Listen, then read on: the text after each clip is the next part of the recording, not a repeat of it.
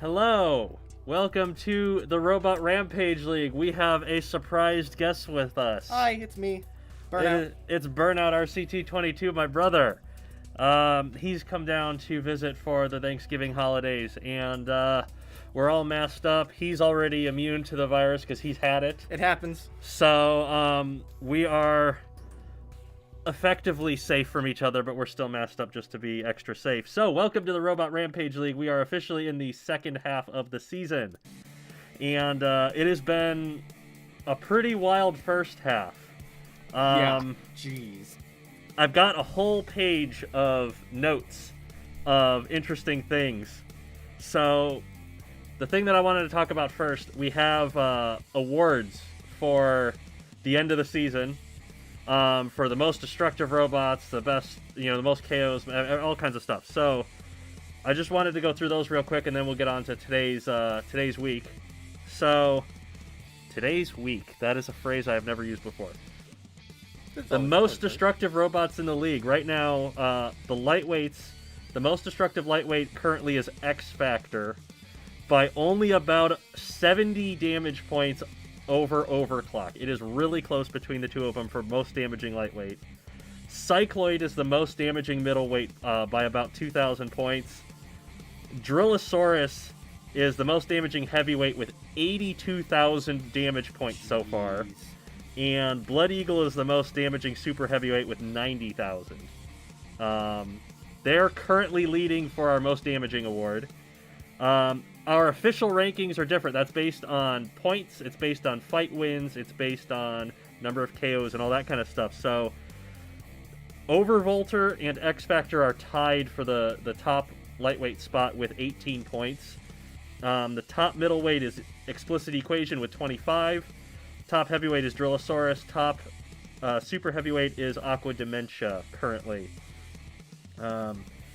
Leading for most KOs is Explicit Equation with 8 KOs. It leads the whole league. Jeez. And Spearmint leads most ringouts with 4. It leads the entire league there. So this is just the first half of the season. I expect these numbers to get even crazier as things go on. Yeah, a rammer has the most ringouts of all things. A rammer has the most ringouts, yes. Jeez.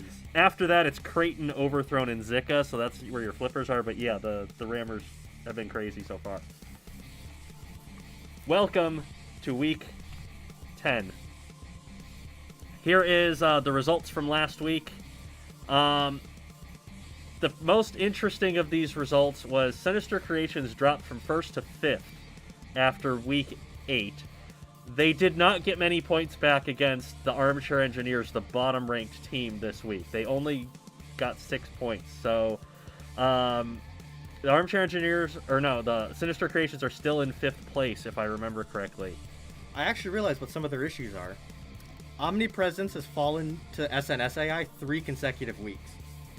Nice. I think that's part of the reason they're losing, because that was their big KO machine for quite a few weeks. Well, we'll see if they can improve that. So this is our current standings. Not a whole lot of change. Pink Chaos and the Rebels switched, and Kinetic and Baltimore switched. For the most part, it's the same, but we are going to move on to starting this week and getting some robot fighting going. Burnout is going to be reading some of the chat while we're doing the stream this week, so you get dual hosts today. For the most part, Mike's commentary is really good, so I'm mostly just going to be piping in here and there, not leading as much, so just keep that in mind. All right. We have our first match, and it is the only time that Stormlab is not the first team. Ooh. I don't know why it did it this way, but this is the way that the schedule generator did it. It's Heavy Metal against Team Eeveeon. So, our first fight of the stream, we have Voidwalker, the horizontal spinner 360-degree weapon, against Kurbnalab, the vertical spinner that spins downward and traps the opponent against the wedge. Leave your predictions for Voidwalker versus Kurbnalab. I would usually go with Voidwalker on this one, but Kurbnalab has those iron spikes sitting out the side. I think it's actually got a good shot on this one. We'll see. If it hits the top of Voidwalker's weapon, it could absolutely take it off. Lots of people going for Voidwalker in the chat. Backwards Bolingbrook has a good chance here, says player name default. Let's find out.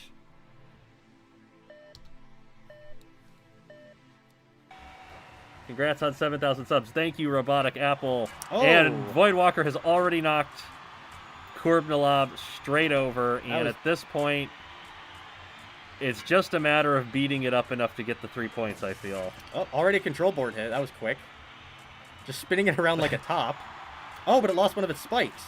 So, that's the KO. 22 seconds. And Kurbnalab, who was that in WWE that did the breakdancing?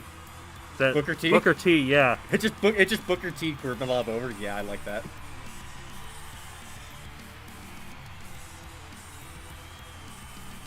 All right, so that is a quick 3 points to Heavy Metal, who we are both repping right now. Absolutely.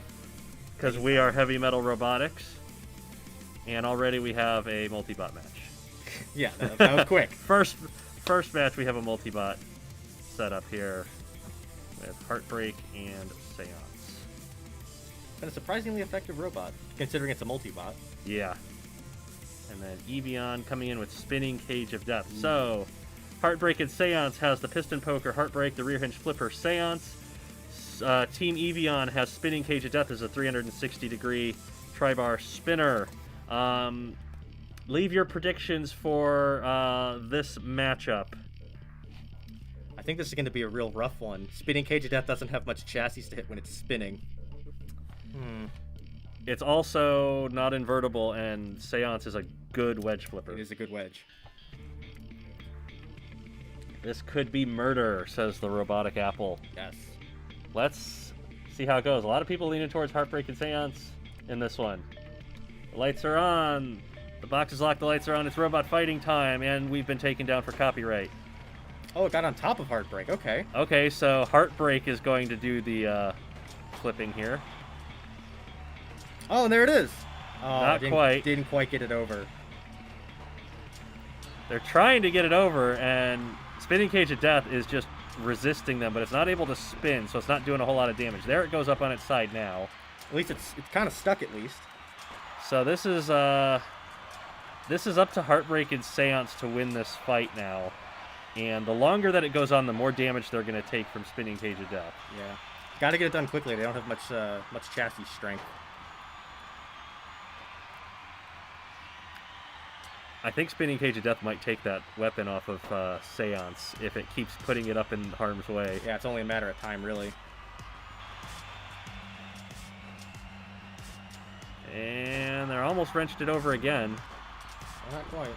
Heartbreak's just not able to do anything because Spinning Cage of Death's too high off of the ground. Yeah, it's just up in the air the whole time. It can't do anything. The only thing it can hit is its... Oh, there goes the Seance's flipper. Yep, the flipping arm is gone now, so it's up to Heartbreak to do all the flipping.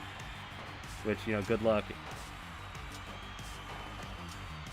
Oh, they're going to go for the grinder. Getting it in the grinder. Only got one of the maces into the grinder, though. Even if it gets one off, if it's unbalanced, it could flip itself over. A distinct possibility. Halfway through the fight now. Seance is on control board hits. I think it's KO'd now, so it's up to Heartbreak. Oh, but it got a wheel! Oh, wheel comes off. So now Spinning Cage of Death is just spewing sparks, unable to move.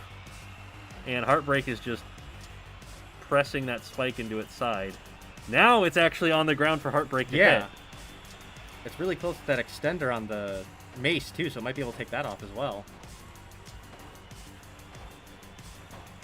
Spinning Cage of Death has a weapon as bad as U.S. Robot Wars Mauler. Not wrong. Does Heartbreak run out of air? Yes, absolutely. Only has one tank. Only lasts for maybe about a minute and a half. Look at the damage it's doing to Spinning Cage of Death just as a pusher, though. Just pressing it in there is able to get chassis damage in. I don't think that it's going to be able to KO it like this. It needs a big hit to get control board hits. Yeah. But this is absolutely going to help them out in a judge's decision. Under 30 seconds left now. They're looking to get one now. So look at the shape of Spinning Cage of Death. Jeez. Well, it looks like we're going to have our first judge's decision. Kudos to Heartbreak for moving Spinning Cage of Death and Seance across the ring like that. Ooh, Spinning Cage of Death sort of got And it got free, the other wheel. But it got the other wheel. And judges time. Okay, so that is a judge's decision. Which Burnout is acting as a judge over here. And then we will get the rest of the judges during the week as we always do. Yep. Oh, you did the math for me. Yep, Thank you. There you go. 45-11.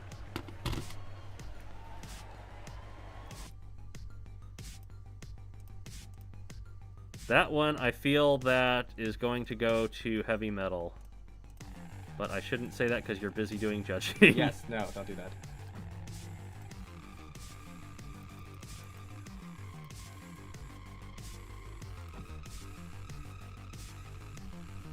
So our next fight is Vacuity, famous for going to judges' decisions. Yes, it's been to 5 already. How many points has it stolen? It's about 12 or 14 at this point. It's insane. Just by going to judges' decisions, Vacuity has stopped other teams from getting like 10 or 12 points, which is important. Defense is important in the league. So we got Vacuity and Spike 6. Vacuity has the axe and the defensive feature. Spike 6 with a double front hinged flipper. Leave your predictions. I'm thinking Spike 6 is going to have a hard time getting under Vacuity. Doesn't matter if it takes the axe off. This might be another judge's decision. If anybody can take it to the judges, it's Vacuity. I think they're going to go pontoon to pontoon with their wedges. Let's see how it goes. A lot of people going for Spike 6 in this one, and a lot for Vacuity. Oh, Spike 6 got right under. It's attacking the front of the chassis, though. It's not getting really underneath with the flipping arm. Yeah, it's hitting the ram plates at the moment. And Vacuity's axe is actually going right in between it, so it's not taking damage. That we know of. Spike 6 has taken a couple hits to the chassis. It's gotten under the side of Vacuity. It's gotten under the back. And now Vacuity going to try and get that front armor. Oh, all the back armor's gone, and now Spike 6 is just going to cave in the side of Vacuity. Oh, man. What What? Are you kidding me? 217 left. Its own axe pulled it over the wall. That was great. 43 seconds. Oh, man. Win by ring out. First ring out of the stream. I think is that the first ring out for Spike 6? It is.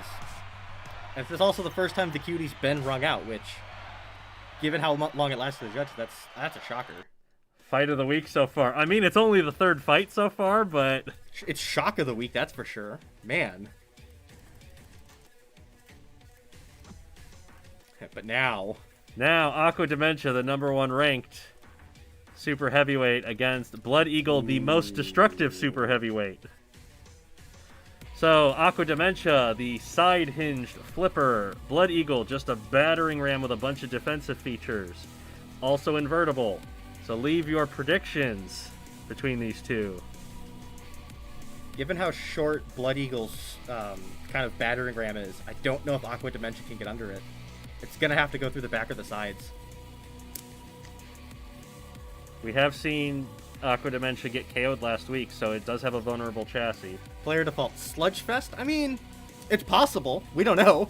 I don't know if Blood Eagle's quite that fast, but it is remotely possible. Mm-hmm. Let's find out if that's what happens.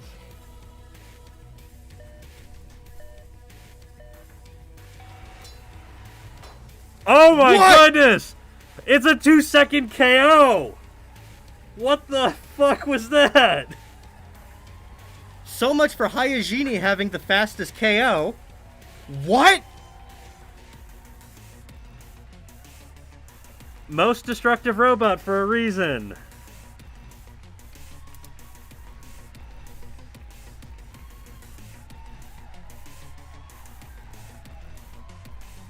Jeez. Well, Eeveeon has 3 points from that. And Heavy Metal has won the match because they have 5, and the max that's available is 1 point for judges' decision. So, Heavy Metal wins the match 5-2, well, maybe 6. It depends, with at least 5 points. They're, what, second in Division 2? Yeah, and they're only 2 points behind HIVE. That's going to be close now. So, well, if HIVE gets 3 wins, they could pull ahead even more, because 5 points is not a lot. So, we're moving on to our next match, which is Indiana Robotics Alliance and Kinetic Creatures. Oh boy. So, Indiana, representing Indianapolis, has X-Factor, the most destructive lightweight, low-slung horizontal spinner. Kinetic Creatures has Steel Dragon, a vertical saw blade spinner. We do classify saw blade spinners differently from regular spinners, because they do slow amounts of damage over time rather than a bunch of damage at once. So, predictions for X-Factor and Steel Dragon. I think this might be a bit of a foregone conclusion that it might be X-Factor. Most destructive for a reason. Yeah, I feel like X-Factor is going to get to the side of Steel Dragon and just tear it up. More proof that slapping 40 axe heads on the front of a bot is silly. Yes, and that's why that robot's not returning next season. So, here we go with X-Factor and Steel Dragon. Ooh, it went up the wedge, but now it's to the side, and it's carving into those wheels. And already took it off. It's gone. So how long will Steel Dragon last? Not much longer. Nope. And that's it. 17. 17 seconds. Quora with the $20 super chat. Come on and slam. Thanks very much, Quora. We appreciate it. And welcome to the jam. Is that how that goes? Something like that. Thank you very much for the super chat once again, Quora. We really appreciate that. He has to pay for COVID care, and I have to pay rent because I'm unemployed. So that's how that works. Mm-hmm. I really appreciate it. Let's get on to our middleweight match. Oh no, not between Siege. Siege and the Iron Curtain. So, Iron Curtain, a big wall of defensive metal plates with a piston poker that comes through the center. Siege is a vertical bar spinner that can self-right if it gets knocked over. Iron Curtain cannot self-right. What do you, chat, think about this fight? Huh. This is like polar opposites going at it, because Siege doesn't hold still and Curtain only holds still. This week has been murder after murder, says the Robotic Apple. Code Silver says terrible roads and IndyCar are the backbone of Indiana. Hey, there's also corn. There's a lot of corn. Let's go. Lots of people going for Siege on this one. Well, Ram Plates met Ram Plates. And neither of them is really getting much advantage over the other one here.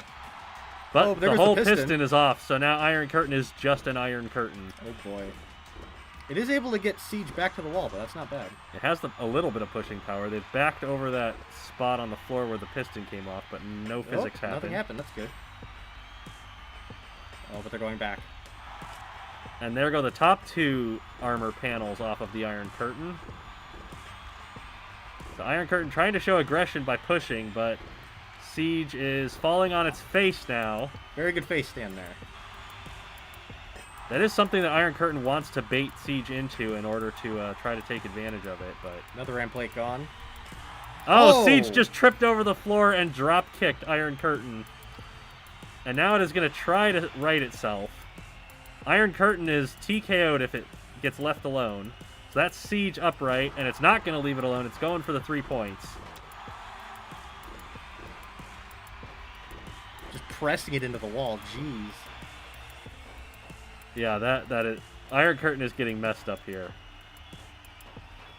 Does this count as a pin? Not if it gets destroyed. That's a KO. 136 left. That is a KO. So that's 84 seconds. 84 seconds. Wow.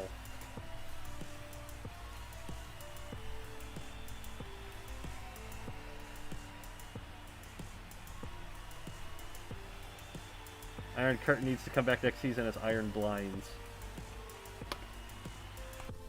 Hey, Blackbird's in the chat. Hi, Mike. I just woke up. Is that Burnout with you? Yes, it is. I am Burnout. What's going on?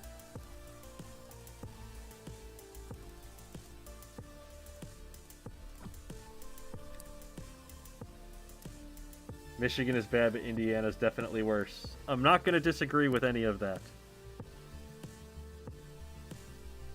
So that is a 3-3 tie for the match so far. So both of these upcoming fights will help swing this. We have Second Amendment for Indiana Robotics Alliance. It's an invertible four-wheel drive rammer that's slightly sloped like a wedge.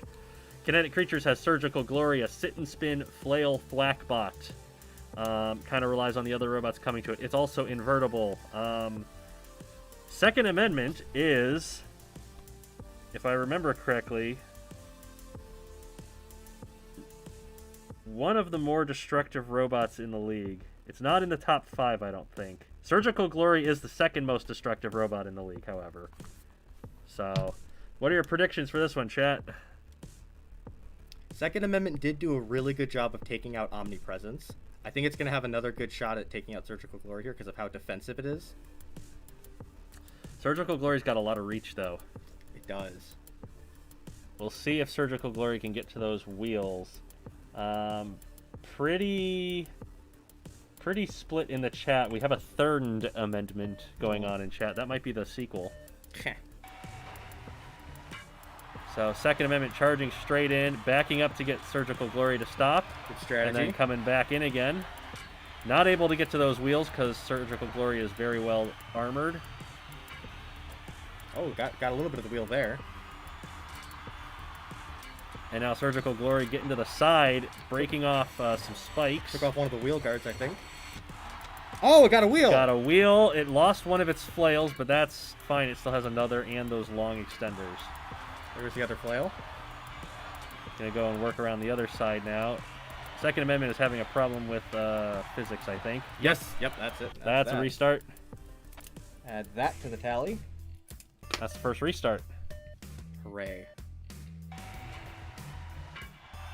Second Amendment throwing itself up on the wall, and Surgical Glory gonna keep it there. It did get down, however, and now it's going to push Surgical Glory across the floor right and to the grinder. Towards the grinder. Not able to line up right away, and that's allowed Surgical Glory to get some hits to that side. It lost one of the flails now. Did get through the wheel guard on the right side, though. Got through that right side spike, definitely. It's getting a lot of hits to the chassis for Second Amendment. It's taking hits to the rear. Surgical Glory just kind of waiting for Second Amendment to come in, and then that's a glitch. Physics gets angry and throws Second Amendment over the wall for no reason. Oh, that's 2. Sometimes I think these robots glitch on purpose so they can have another chance. I mean, it's not a good idea because they might get disqualified if they keep it up. Yep. One entire extender and flail off of Surgical. Both of them. Oh, okay. Wow. So now Surgical Glory just has those defensive swords. They're still kind of hanging around that spot on the floor where the flail came off. That was an interesting bounce. Oh! Whoa! No way! No way! Oh, it was able to get off. Wow. Wow, that was close. pretty impressive. Bounced Surgical Glory up onto the wall, and it somehow drove itself down without going out of the ring. Physics is unhappy with where these two are fighting, but it's not thrown. Well, it kind of threw him. Didn't really affect anything, though. I'm willing to let that slide for the time being. Oh, it backed itself into the grinder. Don't do that. Jeez. Surgical Glory not able to do as much damage without those flails, but still doing some damage. Flip back over now. Oh, again! Don't do that. Come on! This is going to take a while. Yeah. The highlights video is going to be so long. Most likely, yes. There's already a lot. And we're that's only already 2 a matches big hit to the wheel. That's the left front wheel gone. Yeah, it's off. It was just getting So dragged. Second Amendment already lost a wheel very early in this fight. Surgical Glory going after the other front wheel now with those flails that can get around the side of the robot. Second Amendment doesn't have the pace anymore because it's lost half of its drive power, so it's not able to get charged in and push it against the wall. So this is right in Surgical Glory's wheelhouse. It's exactly its desired fight where a robot just slowly pushes itself into its weapons. Both of the flails are off now, but it's still got the defensive swords.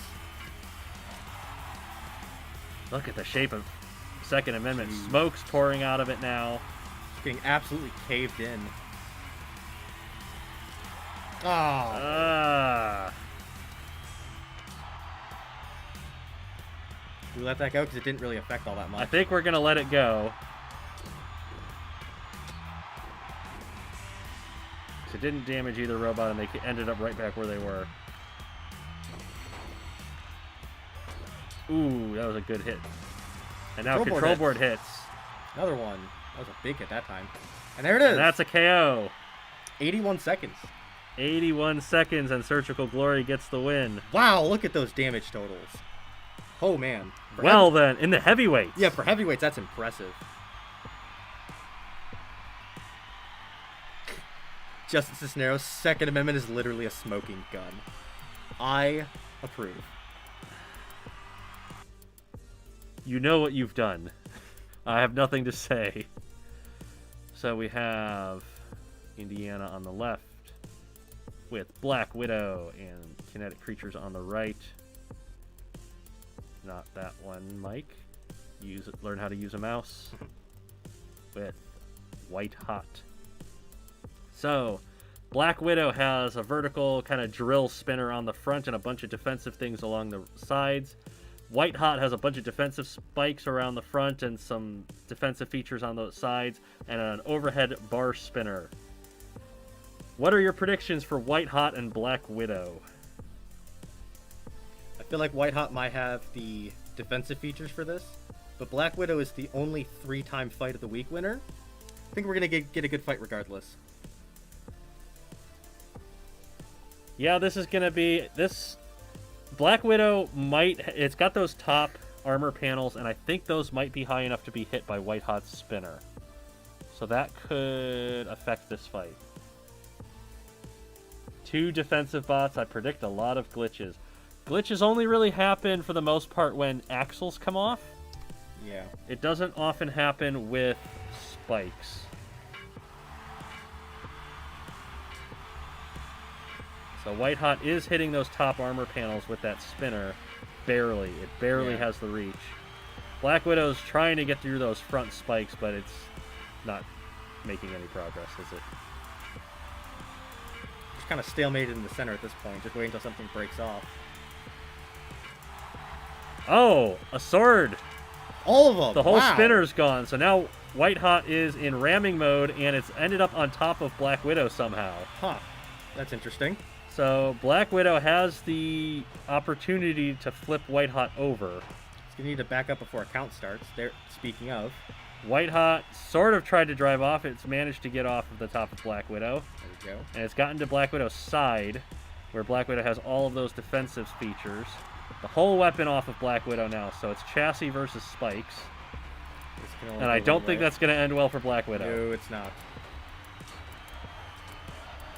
Now pushing back and forth, and Black Widow is being caved in the process.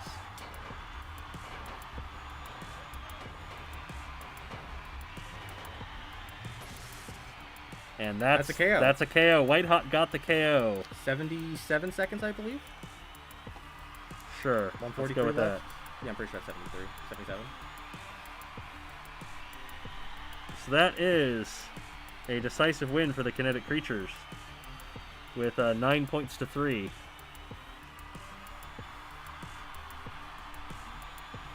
You're right, 77 seconds. Okay, thank you. Okay, so Kinetic takes a 9 point to 3 victory over Indiana. Both of them kind of mid-tier teams at the moment, so Kinetic definitely needed those points. They're in Division 2? Yeah. They're way behind in Division 2. I think they're in 6, and they're a good 20 points behind. So our next match is a big one. It is the Orlando Commandos against the Meta Bot Builders. This is what, first and second or first and third? I think it's second and third. Like, these guys are really close too. So Orlando going into the lightweights with Airtime, a piston flipper. In Robot Arena 2, the pistons are missing some of the laws of physics. And so airtime may or may not be able to right itself if it gets knocked over. Uglybot is a piston poker that is invertible, question mark? It is invertible. It is invertible. So Uglybot has the weapon power advantage, and it's not going to be immobilized by getting flipped over. So what do we think will happen here? I'd definitely say Uglybot has a good shot, though. Yeah, I feel like this one's definitely leaning in Uglybot's favor. American Killjoy, I am so sorry, but you got to watch your boy get massacred here. This is your cue to leave the room, man. Big hit to start. Airtime kind of spasming that flipper. They're both to each other's sides, and this is not going to end well for the audience because this is going to get boring fast. Classic microwave. Well, chat, how are you feeling today? Oh, wait, hold on. Something happened. One of the flipping arms knocked off. It's gotten Uglybot up on its end, but it is driven down. The wheels touch the floor. Airtime has lost a wheel. It's taken a wheel off of Airtime now.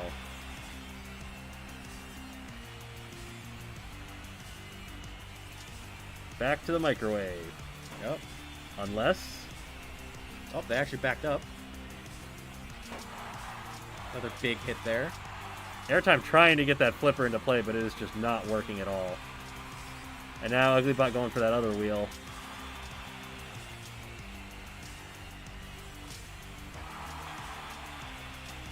Smoke coming out of Airtime now. It is now smoke time.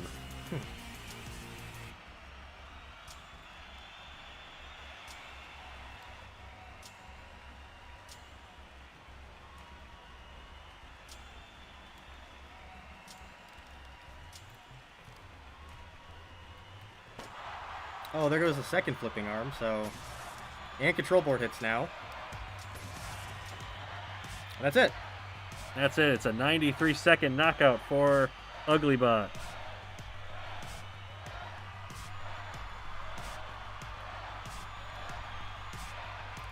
Mike Crowwave. I see you over there, Code Red. Good joke. I think this is the most damage points Airtime has ever scored in a single fight. I think you're correct. And all of it was by hurting Uglybot's spikes with its face. Yep. Moving on to the middleweights.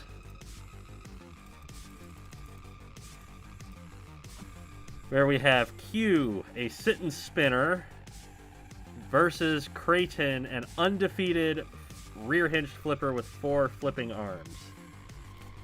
Creighton is ranked second in the middleweights, and Q is ranked 4th in the middleweights.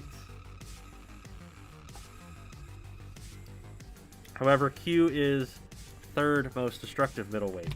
So, predictions for Q versus Creighton. I'm going to let the fight speak for itself. This could be very fun. That's not a prediction. That's a good point. Q has ground clearance. It is built out of ground clearance. Yes, it does.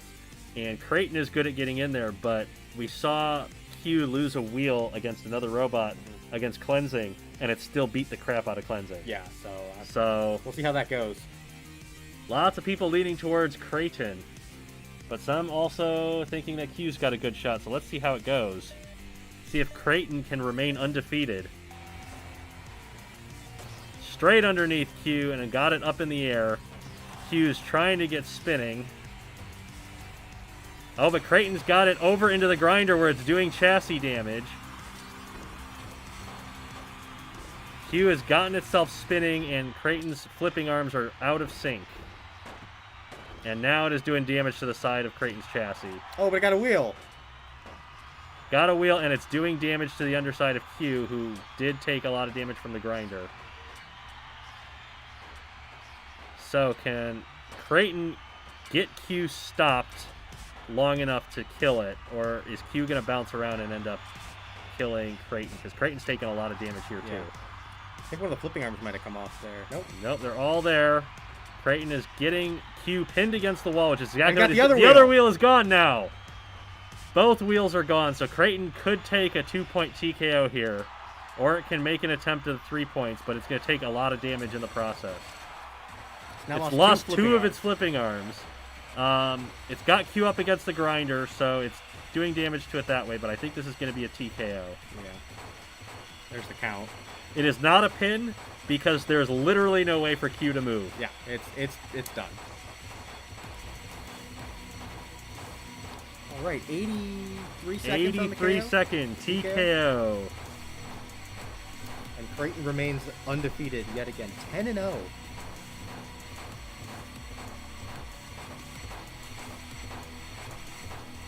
Well, there we go. We have a robot that has gone 10-0 the entire first half of the season. And that's another 2 points for meta. So Orlando needs 2 knockouts here in order to win the match. They've got the robots to do it, though. They just might. Because they have the #1 heavyweight Drillosaurus.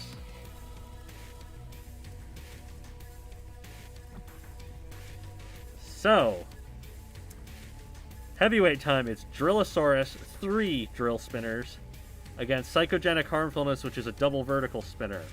Drillosaurus beat Bioshocker not that long ago, which is a very similar robot to Psychogenic Harmfulness, but Bioshocker had more defensive features. Yes, definitely. Psychogenic Harmfulness is a lot more vulnerable to a frontal attack.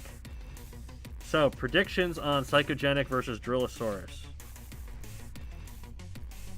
I see Creighton versus Explicit Equation there. Week 14, that matchup is coming. Killjoy, I'm sorry to say your team is doing bad. I mean, they're up against the #1 team. You could kind of expect the team to lose a couple of fights here. Most going with Drillosaurus for this one. Let's see if Psychogenic Harmfulness can stop the #1 heavyweight. Oh, that was a Physics glitch. got very angry. Yep.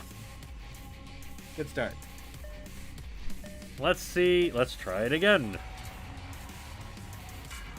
No physics problems that time. They're just going to go head-to-head, weapon-to-weapon. Drillosaurus has the weapon power advantage overall. But I think Psychogenic's weapon might have more hit points than any individual drill, particularly that center drill. Spikes are coming off of that center drill now. Spikes are coming off of Psychogenic's discs. So now there's no spikes on that center drill anymore. So Psychogenic has gotten through that first weapon. It's ended up bouncing off of one of the spikes of Drillosaurus and fallen over. And now Drillosaurus is going to try to attack its rear, but it is well armored. Going to push Psychogenic over to the grinder, where the grinder is going to tear off all of the weapon T. And so now Psychogenic Harmfulness losing its entire weapon system on the grinder. Both discs are now off. Drillosaurus driving up on top of it to try and attack the chassis. It's lost all of the spikes on the left drill, too. Here a count. Yeah, Psychogenic's getting counted out. And I think it has been counted out. Is that a pin? It cannot drive upside down, so I don't think so. I don't think it would qualify as a pin either, because it's technically not invertible, but it was getting traction on Drillosaurus's drill. What do you think, chat? Does that qualify as a pin?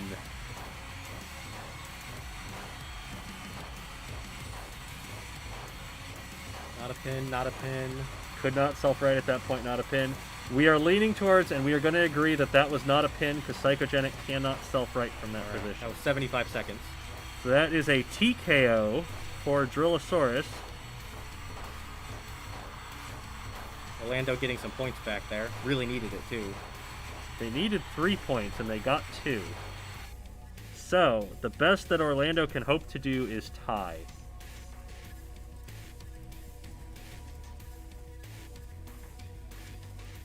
And the game is like, no, we ain't having that. That's crash #1 of the stream.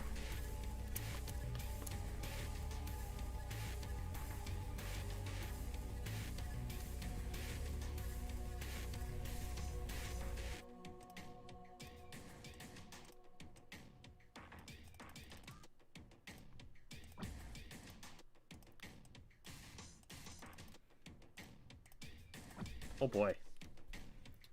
Oh man. Super heavyweight time. We have Abrin, 4 war pick style axes against Spearmint, which is kind of a wedged spiky scoop. Spearmint gets a lot of ring outs by just ramming robots up the scoop and out, over the wall.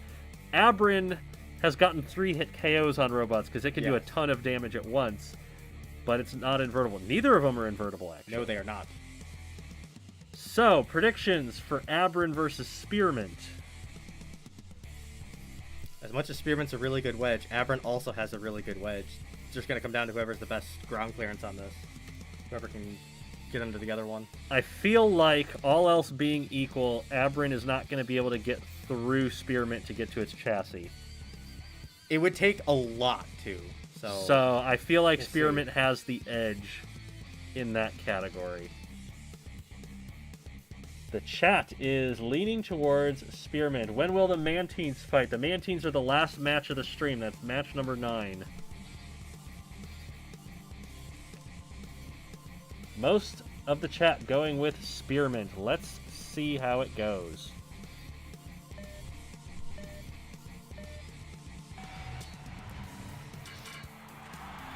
So, Spearmint pushing Abrin back, but their wedges are pretty equal. Abrin going for the wheels. Did not get them, at least didn't get them off. However, it is... Oh, whoa! Physics got really angry with that, but they reset okay. Nope, they did not reset from that one. Not that time. That's 5. Let's try it again. Oh, Abrin ended up on top of the wedge, but Spearmint backed off. So now it's got Abrin against the wall. And it's got Abrin up on the wedge again. So it's out-wedging Abrin pretty well. It's backed into the grinder and done a lot of damage to its rear motors, however. It's not going to be able to necessarily drive straight with that damage. Abrin, bringing the hammers down, knocking some spikes off. Spearmint going to push it into the wall and hold it there. Now this does demonstrate aggression, and it does do a bit of damage to Abrin's chassis. It'll also be a pin if it remains there too long. Backs so, up. Spearmint breaks the pin. Abrin glances off the grinder. Spearmint not able to drive in a straight line. Got to Abrin's back, though. Trying to push Abrin sideways.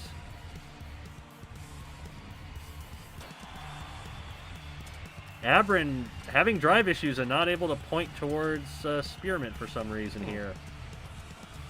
Oh, Spearmint's up Abrin's wedge, and Abrin's done a ton of hits. But Spearmint has the enough components on the front to just take the hits.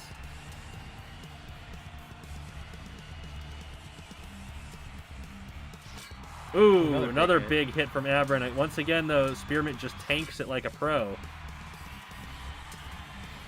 Abrin getting these big damaging hits in, but Spearmint is just shrugging him off. Spearmint's having a really hard time getting under it now.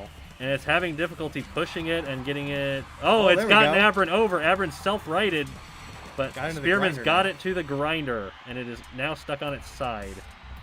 Both pieces of side armor are off of Abrin, too. And one of the wedges now.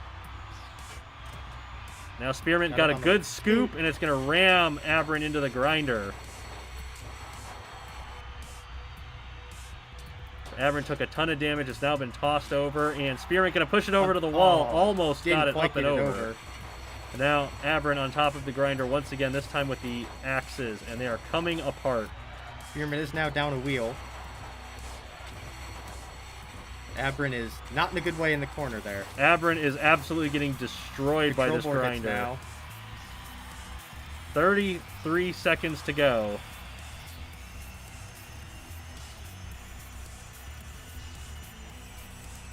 Regardless of where this ends up, it looks like Meta are going to win the match because Abrin needed a KO to tie.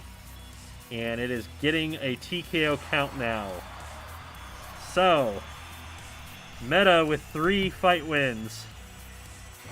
And a TKO with 8 seconds remaining. 72?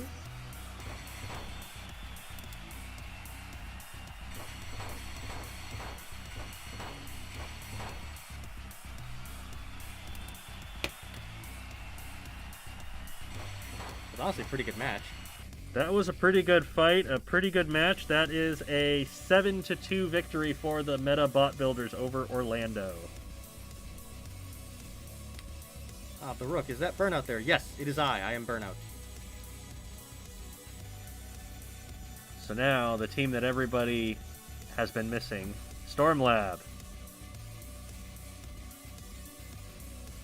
And Stormlab has River City Robotics. So these are actually two of the better lightweights in the league. We have Firestarter, asymmetric horizontal spinner, and Network, a saw blade spinner, which, as we said before, is classified differently to normal spinners because they do slow amounts of damage. Network has struggled lately because its weapon has proven to be vulnerable. Definitely. And Firestarter has a lot of reach with that asymmetric spinner. So, what do we predict for Firestarter versus Network? Network has been a surprisingly good wedge considering it's a saw spinner, so if it's able to keep its weapon, it could actually really bully Firestarter around the box. We have seen Firestarter lose the tip off of that spinner and become unstable and flop around like crazy. So, that's definitely possible. Alright, the chat is predicting Firestarter mainly. The Rook says, Mike, Burnout, and Super Collider, the whole family is here. Yay! The whole heavy metal robotics team is here. Yeah, indeed. Alright, everybody's leaning towards Firestarter with the exception of a couple for Network, so let's see how this turns out. Firestarter getting that weapon into play, but not doing significant damage. Well, now it has. It's taken off one of the saws entirely. I got one motor. And it's hit the chassis of Network. Kind of skipping off the top of the chassis. Network's trying to get that saw underneath Firestarter. And now the other one. And Firestarter has been sent into next week. Try it again. So Firestarter getting hits on those motors, but not causing any significant damage yet. Smoke coming out of the left motor. The right motor comes off entirely, so it's both weapons off of Network. And physics. And physics happened. Network, why do you do such things to us? We're already up to the 7 we predicted in the open.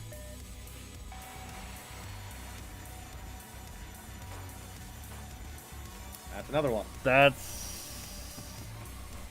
I'm going to let it go. I'm going to let it go. Right. They recovered well. And now Network has gotten under Firestarter, and Firestarter is not having it, and it's going to lop one of the motors right off. And get a lot of chassis hits on Network here. And there goes that other weapon motor off of Network. So Network weaponless, and it's knocked itself over trying to drive around without a weapon. And now it's up to Firestarter to KO it before one of them gets physics. Oh, Network drove into the grinder. Control board hits now. Another one. And that is going to be that fight over 48 seconds. 48 seconds.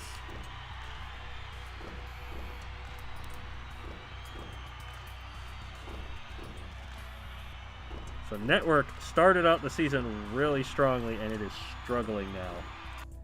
It's what, 3 or 4 straight losses for Network? Something like that, yeah. Just keeps losing its weapon. You could say Network is losing connection. I like that one. Thank you, chat.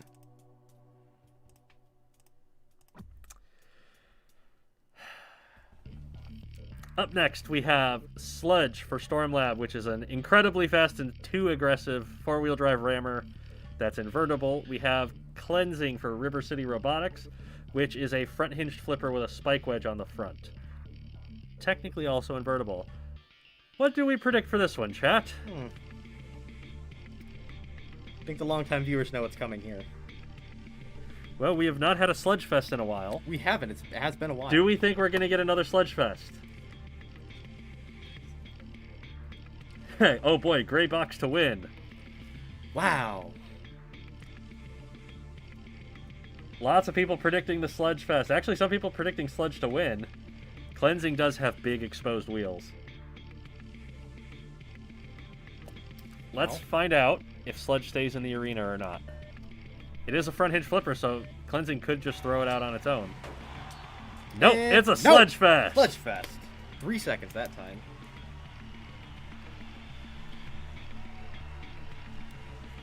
Classic. Still somehow shorter than Blood Eagle's fight. Blood Eagle's fight was 2 seconds. This Yeah. one was 3. Yes. Well, that is another Sledge Fest, and that is a quick 2 points to River City. They are down 3-2 at the moment. And we move to the heavyweights.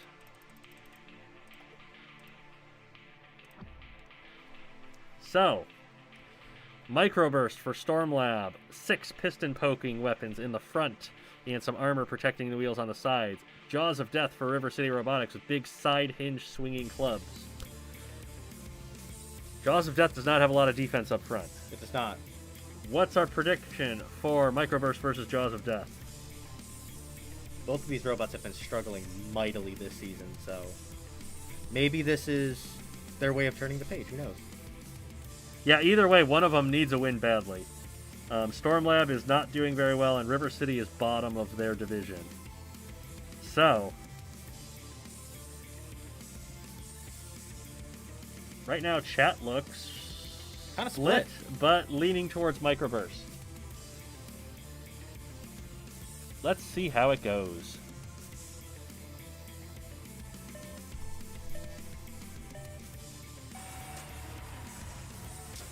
Ooh. Big hit already. Big hit from Microburst to start the fight. One of the clubs taken off of Jaws of Death already. Smoke's already pouring out of it. It's trying to get over the top of Microburst to get to the chassis and get around those defensive features. It got a couple of hits on the top of it, but it's only got one arm. It's having a very bad time, Jaws of Death is. And that's that. That's that. That is a 23 seconds? 23-second KO.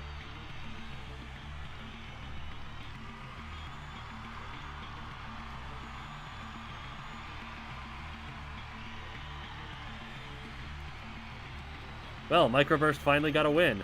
Yeah. And that gives Stormlab an unbeatable 6 points, because River City can only get 3 more and get 5. Yep. So Stormlab has won the match, and Microburst has done it for them. How about that one?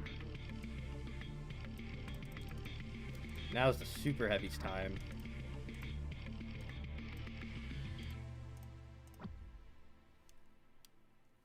So, Super Heavyweights, we have Oregano, a double vertical spinner, double vertical hammer spinner, does a lot of damage, and Overseer, which is a horizontal spinner with a lot of defensive features.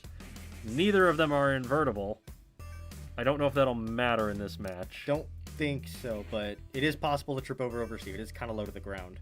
Yeah, the Overseer is reasonably low compared to Oregano's really it's very top heavy robot.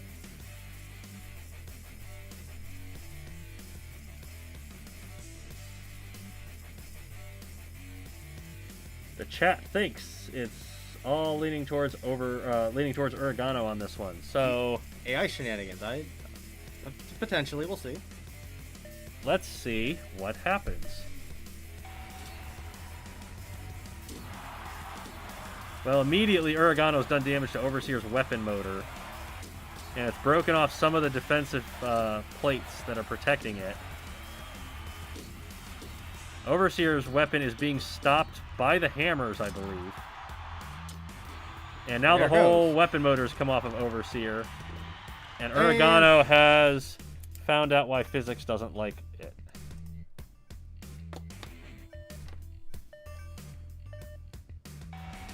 Nightmare 27 backing Overseer for this one. Well, Oregano started off knocking off defensive panels and the whole disc off of Overseer. Shouldn't have a glitch this time, hopefully. Now the weapon motor's off. Most of the defensive features off of Overseer's front end. And now it's just coming apart at the seams. But Oregano struggling with all the debris on the floor. And got it over. It flipped Overseer over completely. It's technically invertible now that it doesn't have its front weapon on there. This is true. Overseer just trying to do anything at all, but it's done. 40 seconds.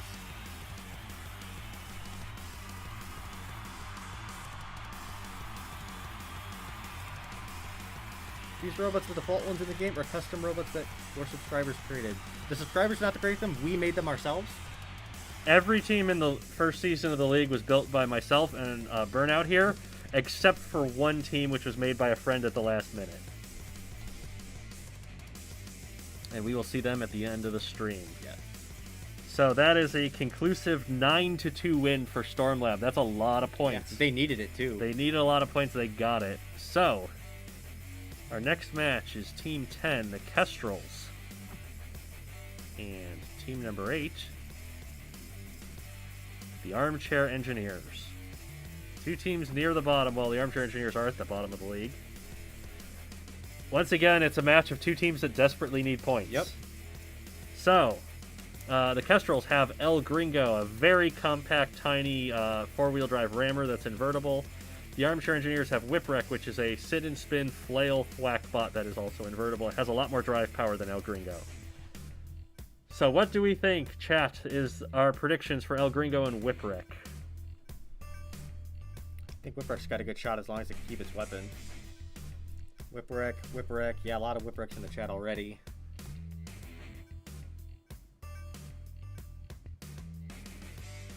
Take El Gringo, Spanish for the Gringo. Yes, that is what it is. It's made of plastic. That is correct. El Gringo is armored in plastic. Yes.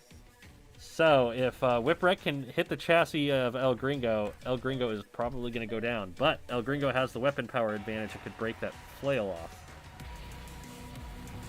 Whipwreck going over the top of El Gringo, trying to get to its side. Gotten a couple hits at least. Oh no! The whole weapon has come off on the front end of El Gringo, so now Whipwreck is weaponless. And it's just able to push. It's knocked El Gringo up against the wall. El Gringo able to get a good stab in, and it took a wheel. So Whipwreck coming apart on the front end of El Gringo now. And if it's not careful, it's going to be on the grinder as well. Yep, El Gringo's got it over to the grinder. And control board hits, smoke coming out of Whipwreck. This is pretty much sealed up for El Gringo at this point. Whipwreck just has to hold still. Oh, there it is. 53 seconds for El Gringo.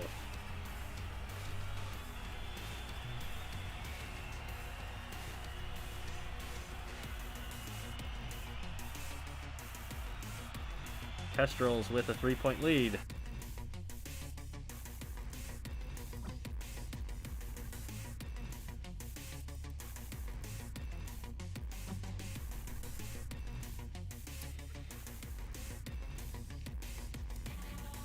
So, up next in the middleweights, we have Drigger, a kind of tiger claw-shaped piston poker, invertible. Armchair Engineers have Mini Berserker, 2 horizontal spinners slung out to the side, not invertible.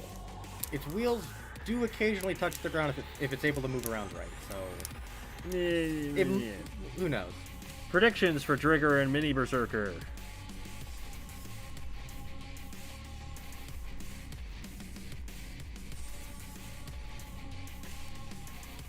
I tell you what I predict. I predict Physics. you're going to be tallying down more physics glitches. Yes, I am fully prepared. Lots of people going with Drigger here. Drigger does have a better record than Mini Berserker. Let's see how this unfolds. Drigger's weapon has proven to be very vulnerable, though. Yeah. It got a good stab into the Mini Berserker's wheel, though. Part of it's already come off, too. Smoke coming out of Mini Berserker's weapon. Mini Berserker's in the grinder now. Drigger trying to get away. It's down to a single spike left on that piston weapon. And now it's gone. Drigger weaponless in terms of its active weapon. It still has these kind of defensive poking spikes out the front. The Mini Berserker still has its active weapon. It has one active weapon remaining.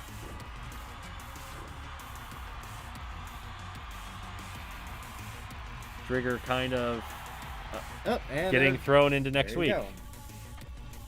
Ding. Well, there's the first restart. Mini Berserker swinging those discs side to side to try to get them into play, but Drigger getting to the side. Mini Berserker drove over the end of the spikes and flipped itself over somehow. Interesting. And it got traction on the wall and flipped itself back upright. Robot Arena 2, why do you do what you do? Oh, well, that's that. Drigger has gone to space. It's planet. People need it. Drigger space program. big shot by Drigger onto that left motor to start the fight. It is now smoking and pieces coming off of Drigger's piston weapon. Now there's just 2 spikes on it now. Ooh, it got into the chassis, though. Both of them having to get away to break its count. And now all of Drigger's main weapon has been removed. So it's down to these stabbing spikes, which are doing damage to Mini Berserker's weapon motors. Mini Berserker did get a couple of hits on the wheel, kind of an undercut. Oh, there. it did get to the wheel, but Drigger is able to power through it. One of the weapon motors broken off. I'm going to let that slide for the time being. So now Spike and Spike and Active Spinner are on opposite sides at the moment. So Mini Berserker getting into Drigger's chassis here. It started. Whoa, the weapon's off. So it started with Mini Berserker being on the defensive and Drigger being the more offensive one. And then it switched up, and now it's switched up again. And Mini Berserker's lost. Drigger got hit by physics. Didn't really affect much. We're going to let it slide for the time being. They've gotten away from that spot on the floor is the important thing, and then they drive over back to it. Oh, Mini Berserker fell over trying to turn too quickly. Why would you do such a thing? Drigger's trying to get it over to the grinder. It's in it now. And that's a wheel off of Mini Berserker. And Drigger hit by physics again. Mini Berserker just getting traction on everything because of the way Robot Arena 2's wheel physics works. Totally flailing around, similar to what Whipwrecker was doing earlier. Can't tell if it's trying to run or attack. I believe the answer is yes. Got a control board hit, so... 53 seconds in the fight still. Another one there. And that's Is that it? That's it. 47 left on the clock. I believe that's 133. Drigger has gotten a win by KO.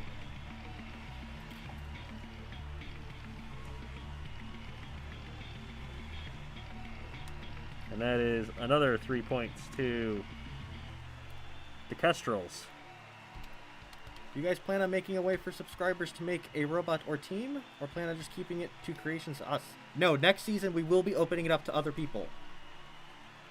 Yes, we don't have the details yet. We will eventually release the details probably on YouTube and in the Discord server. You can check out all the discussion about the Robot Rampage League and all the people who are already building stuff for next season in the Discord server that's linked in the description of the stream. So the Kestrels have a 6-0 lead over the Armchair Engineers. Oh, we got to go to a... I guess the multi-bot match.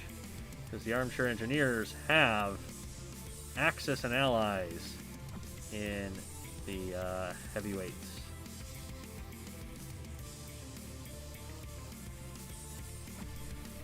So, the Kestrels have Warbird, which is a rear-hinged flipper with 3 flipping arms. The Engineers have Axis and Allies, a multi-bot. Axis is a front-hinged flipper. It's the smaller one. Allies is the double vertical spinner. They kind of work together okay. Usually one of them distracts while the other one attacks from behind. Yes. Warbird, however, is a pretty powerful flipper, and they're both much smaller than it. Yeah, and it has side protection, too, so they're going to need to go around behind it somehow. Yeah, they're going to have to get all the way behind in order to get to Warbird's chassis. So... predictions in the chat for Axis and Allies and Warbird.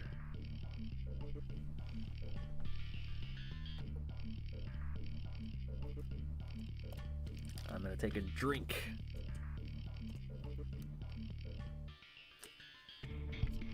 When is the latest time we could submit a bot? It's going to be a couple of months from now. It's going to be after the first season is done. So you have plenty of time to work on your own stuff. Yeah, it's not even time to submit robots yet. It's not open yet. We will let everybody know when it is time to submit robots for Season 2 after Season 1 is over. So let's get Warbird and Axis and Allies going. It seems to be mainly learning towards Warbird, but there's a lot of Axis and Allies predictions here. So, starting off going after the wedge. Warbird has the better ground clearance, but Allies got a hit to one of Warbird's wheels. And it's getting underneath Warbird's flipping arms. So Warbird taking damage to those flipping arms, trying to attack allies here. Axis is just kind of there. That was a tooth off of allies. And allies back in the grinder. Didn't use a stability spike? No, it did not. Okay. I think one of Warbird's flipping arms has lost its spike, and now Axis getting under Warbird.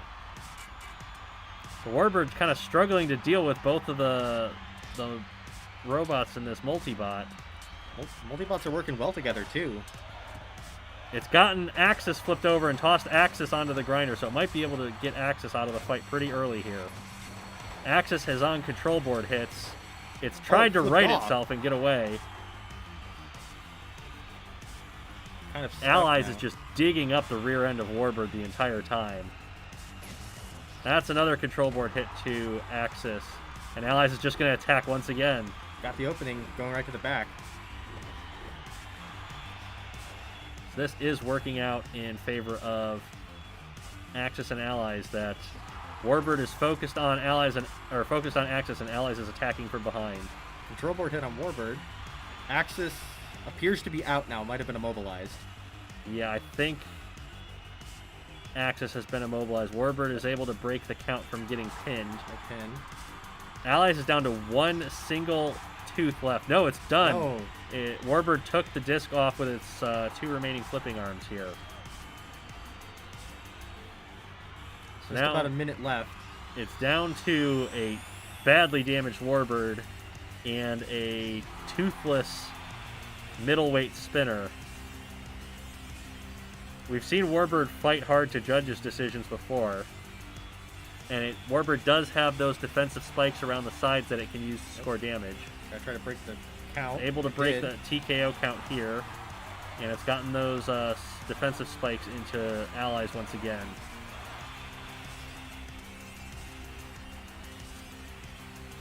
Kind of got allies in a corner. Mike, did you know you reached 7K?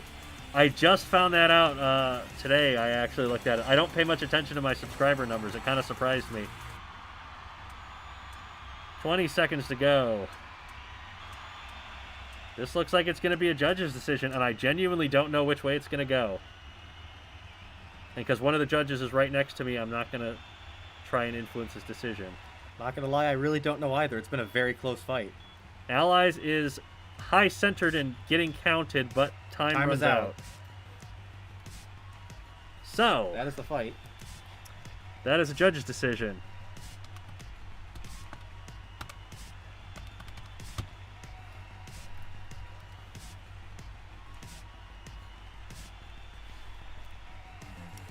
Axis and Allies with slightly more damage points in that fight. Okay, so that is 1 point available for that. So the Kestrels have now won the match. They have 6 points, possibly 7. The chairs can only get 1 point out of that, and there's 3 more points left here. So once again, the Armchair Engineers have lost. This is their 10th straight match loss.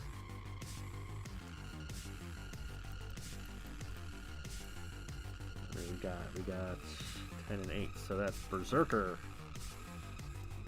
Oh, Berserker was facing the team that had Mini Berserker. Oh, interesting. Berserker versus Smashy McSmashface. 2 of the worst performing super heavyweights. This will be interesting. So, Berserker, 4 horizontal spinning arms. It's literally Mini Berserker with 2 extra spinners.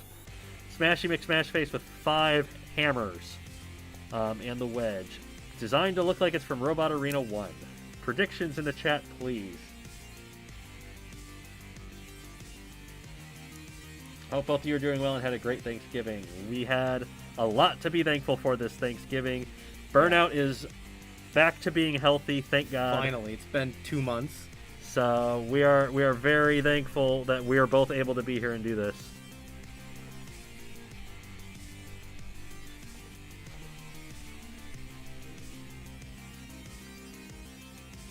People going for Smashy with this one. You know, I'm not disagreeing with them entirely. Berserker's got the weapon power advantage. Smashy's got the wedge, and Smashy's proven really persistent. Yes, it has. Like, it's not easy to KO Smashy quickly. And Berserker does a very bad job KOing things, apparently. So, let's see Berserker versus Smashy McSmashface, how this goes. Smashy's able to get down off the wall on the first try. It's attacking those weapon motors. One of them's already smoking. Two of them smoking. Kind of going in the middle of them now. One weapon motor off of Berserker. It's getting chassis hits on Berserker now. Whole extender's off now. Berserker's But doing a look lot at the damage that damage. Smashy's taken. Smashy trying to push Berserker back towards the grinder and get those rear weapons damaged. Control board hits. Oh no! Berserker got the KO. That's it. 31 seconds. Smashy was trying hard. It just didn't have the durability. And physics got angry as soon as it was done. That's going in a montage. Smashy put up a good fight again, man, but couldn't do it. Smashy continues to be the only robot in the league with 0 wins. I think it will get there. It's going to. One day Smashy will get a win. So the Kestrels have at least 9 points, possibly a 10th, depending on this judge's decision. And if they get the judge's decision, it's a shutout. That's really going to help them in the standings, too, because they're pretty low, and I think they're in Division 1, so it's a little closer in there. That is absolutely going to help the Kestrels out in their division. So, we're going to move on to Team 4 versus Team 11. This is Pink Chaos and the C Team. Two kind of middle-of-the-pack teams. Mm-hmm. Pink Chaos is really good at tying every match and not getting conclusive wins. They've had 3 ties already. So, Unprettier for Pink Chaos, kind of the overhead claw axe-style weapon. The C Team has Brickface, a sit-and-spin thwack bot with an angled thwacker. It's a little bit like T-Rex from classic BattleBots. Brickface is invertible, way overpowered drive. Yes. Unprettier is not invertible. It can sort of self-right in the right position. Predictions for Unprettier and Brickface. I think those iron spikes sticking out the side of Unprettier might be a difference here. Might be able to get the extender on Brickface. The weapon on Brickface has been very vulnerable to being lopped off. This is correct. And Unprettier does have those defensive spikes on the side. All right. Brickface to Uda itself. Bold, but possible. Most people leaning towards Unprettier on this one, so let's see what they can do to each other here. Brickface can stay stable. It might have a chance, but it is going directly into those defensive spikes on Unprettier like you were thinking. Kind of got to the wheel, threw itself at the wall. Unprettier got the corner. It got lost. Okay. Unprettier trying to get that weapon in. There goes half of Brickface's weapon off of the defensive spike.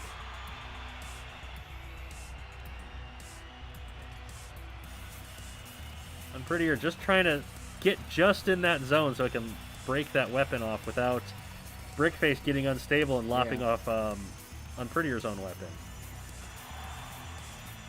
And I think Brickface could do it if it times it right. Getting a few hits on the chassis. Unprettier definitely having drive issues here. Yeah, it's not moving well. And Brickface is doing damage to its chassis. But not really threatening to knock Unprettier over. Oh, man. Brickface just threw itself straight up in the air. That was neat. And there goes the weapon. Now it's a hyperactive box. So now it is a box that sort of drives most of the time against a robot that's struggling to drive at all. Just barrel rolled into the corner. And then just parked itself on its face. And then Unprettier's tried to attack it and climbed over it. Wow, Unprettier is having a ton of drive issues. Oh, that was a good hit. It's gotten Brickface up on its end. Needs to go in for the kill now while it's holding still. There you go. There's one more, and that's the KO. 113 left. So that's 107. Let's find out. Brickface really needs to lay off the sugar. Yeah, and then some. So, Pink Chaos takes a quick 3-0 lead. But now, Explicit Equation. The #1 middleweight and the robot with the most points of any robot in the league. By far. Against Overthrown. This will be interesting because Explicit's only gone against one flipper so far, and that was Galactic. But that one kind of has a steep wedge. Overthrown's by far the shallowest wedge it's faced. Yeah, Overthrown, double front-hinged flipper. Explicit Equation's got the 4 piston poking spikes. Explicit Equation's invertible, so it's not going to get flipped over and lose the fight that way. Overthrown being a front-hinged might not work out in its favor because it has to get Explicit Equation deep onto that wedge to get a good flip. So, predictions for Overthrown versus Explicit Equation.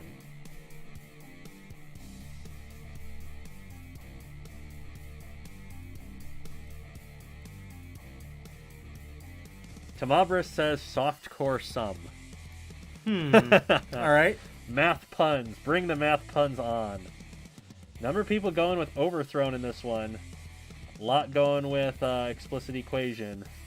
Explicit Equation is undefeated at this point, so I can see why you would side with that one.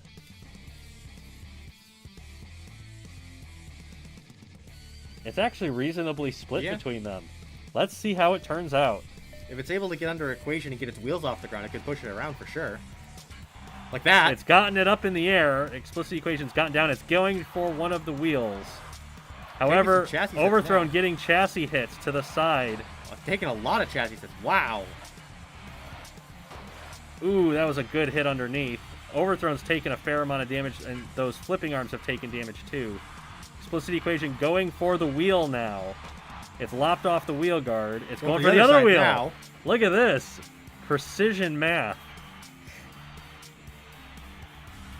Overthrown trying to get under with that wheel. It's gotten under once. It's lost its other wheel guard, and it drove over the top. Drove straight over it. So Overthrown doing a lot of damage to Explicit Equation, but Explicit Equation doing a lot of damage back, and it is hitting those flipping arms too. Oh, but there goes a wheel. There goes a wheel. So now Overthrown lacking in drive power. Now they're in a bit of a microwave. Oh, nope. There we go. So Equation backed up, but Overthrown cannot drive deep enough under to get a good flip, and Equation is going to get the KO. And that's it. 70 seconds. Explicit Equation had to work for it, though. That was not an easy win. Even for how close its fight with Siege was, I think that's the most it's been tested. By far the most damage it's taken. Yeah. That could have gone either way, depending on the timing of the wheel coming off. So, C-Team get 3 points back, and the match is all tied up. And we move to the heavyweights.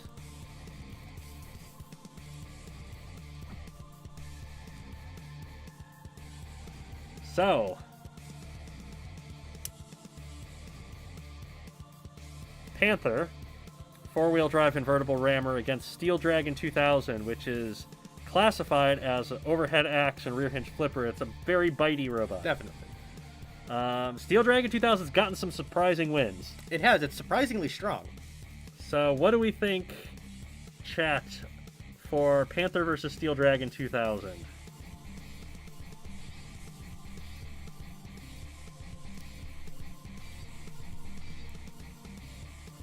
People leaning towards Steel Dragon 2000, I see here. And for Panther. And physics problems. I could see that. There's a lot of exposed motors on the front of Dragon. There are. And Panther's going to charge right at him. Well, let's see how many restarts we get out of this one. My pen ready. Panther trying to go to the side, but Steel Dragon kind of met him off. It lopped off one of the bear claws right away. Kind of gotten under it and pushed it to the wall. Look at the chassis damage. Oh, man. Well, that's one. Look at how far into orbit that Panther's gone.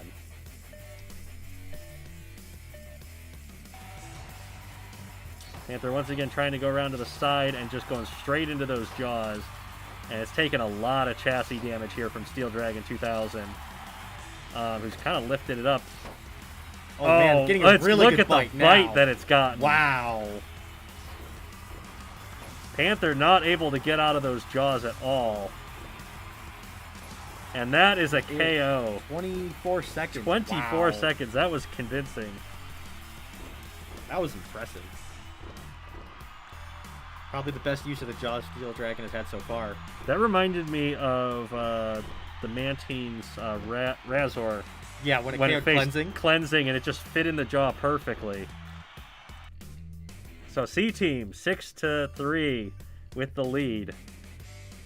Pink Chaos needs a win in the super heavyweights to tie yet another match, or they lose. Of course. Well, they have Dysfunctional Stepsister, a rear hinge flipper. Might be the robot for the job.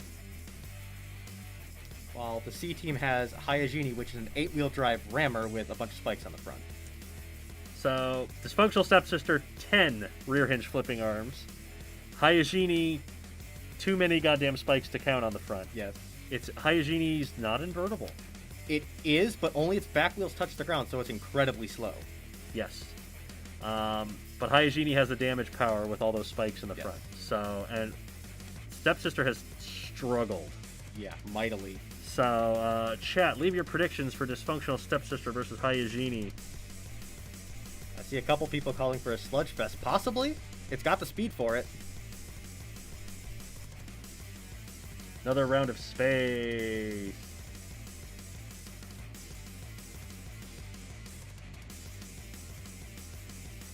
Nintendo DS.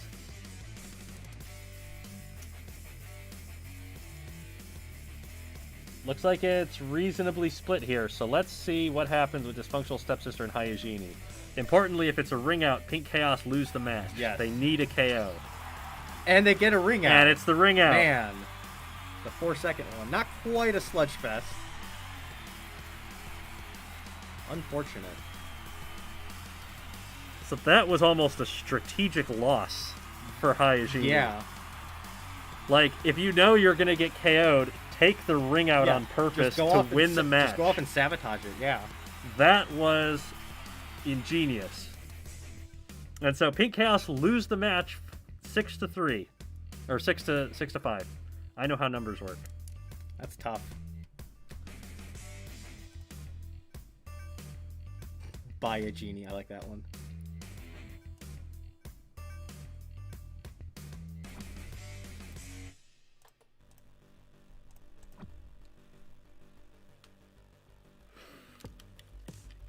I'll let you introduce this one. Right, so we have Hive Academy against Valley View Robotics. Hive is going in with Jinx, which is a side hinge flipper. It goes kind of sideways like this. And Valley View has Overvolter, which is an overhead axe. One of the most potent in the league. It has the most... It's tied for the most points in the lightweights with 18. And has 6 KOs. Should also point out... Actually, no. Overvolter's not in the most damaging list.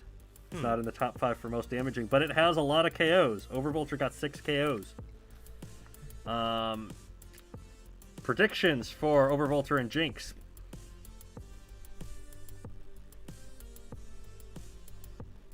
Overvolter. I go for Overvolter, but I don't want to jinx it. Alright. Why Overvolter looks like Grand Spot? Maybe the wheels? I don't know. It's a hammer. It is a hammer. Well, let's see what happens here, because Overvolter's not invertible. And it's against a flipper. But it has the knockout power that Jinx does not have. Swung and missed on the first hit there, and again. Ooh, big hit to Jinx chassis. Oh, another big hit. Kind of tossed aside. I like that every time it hits Jinx, Jinx just swats it and it spins around. It's gotten underneath and it's stopping Overvolter from doing anything, but... Can't really do anything with a tail on the way. Oh, there we go. It's gotten Overvolter upside down. So now Jinx needs to leave it alone to take a TKO or go for the 3 points. And I think Jinx is going for the 3 points here. It's done a lot of damage at the top of it while it's upside down. Taking advantage while it can. Maybe Jinx is trying to lop the weapon off. Maybe that's what Jinx is trying to do here. It's doing a lot of damage to Overvolter. Overvolter struggling to self-right as well. Control board hits now.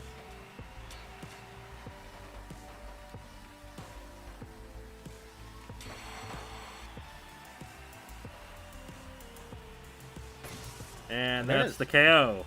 63 seconds.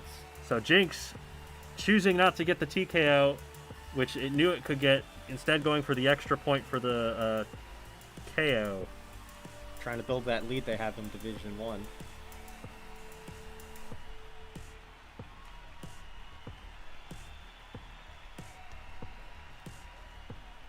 Jinx resembles a windshield wiper, is what the chat says. I can see that for sure. Middleweights time. Hive goes into the middleweights with Gizmo. It's similar to Sludge. It's a very fast and aggressive four-wheel drive invertible rammer. Valley View has Galactic Fabrication, a steep wedge, pure flipper. No damaging components on the flipper. This could be a ring out. It could be. It could also be Galactic Fabrication throwing away an easy win like it has several times. It could also be Gizmo throwing away an easy win. It wrung itself out previously, so... This is true. So... this could be very fascinating. Predictions for Gizmo and Galactic Fabrication.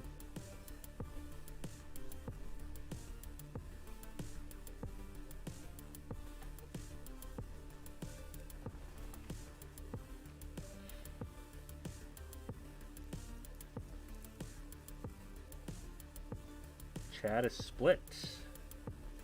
Chat is split. Interesting. I can see Galactic being able to throw it out, especially with Gizmo's drive power. If Gizmo throws itself out of the ring, can Galactic Fabrication throw itself out faster to throw away an easy win? We're about to find out. We're gonna find out. Here we go. Gizmo stays in the arena. And it's taken damage from Galactic Fabrication's defensive spikes. It's gotten Gizmo up against the wall. Gizmo not able to really do much. It's kind of... keeps getting tossed in the air. disoriented, just being tossed around everywhere. Lost a wheel.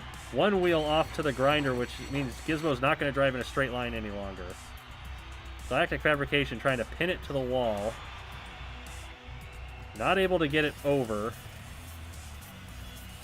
Gizmo trying to break the count and does. Galactic Fabrication flips itself over. Self-rights just fine. Missed with that flip. And now Gizmo's spikes are under the flipping arms and doing damage.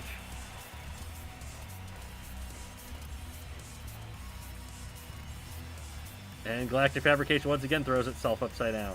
Self-right, no problem, luckily. Another toss on Gizmo. Gizmo's really struggling to do anything here. It's Yeah, on the defensive the whole time. Gizmo does not have the ability to drive in a straight no! line. Got stuck with his flipping arm. Oh, a lost flipping arm came off. So Galactic Fabrication with half the flipping power now. Gizmo not able to do anything coherent. Oh, the other flipping arm's off now. Now Galactic Fabrication is just a wedge. It's a very effective wedge, really pushing Gizmo around right now. But Gizmo's got all those spikes and it's doing damage the entire time. So, can Gizmo manage a win here with, you know, a mostly uncontrollable 75% of its drive? Ooh, big hit.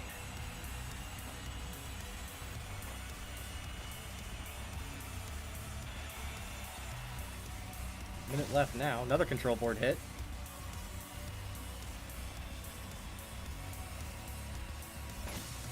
And that's it. And that's it. Galactic Fabrication threw itself directly into the alien death cannons, is what it did there. 124 seconds. So Gizmo gets a KO and 3 points.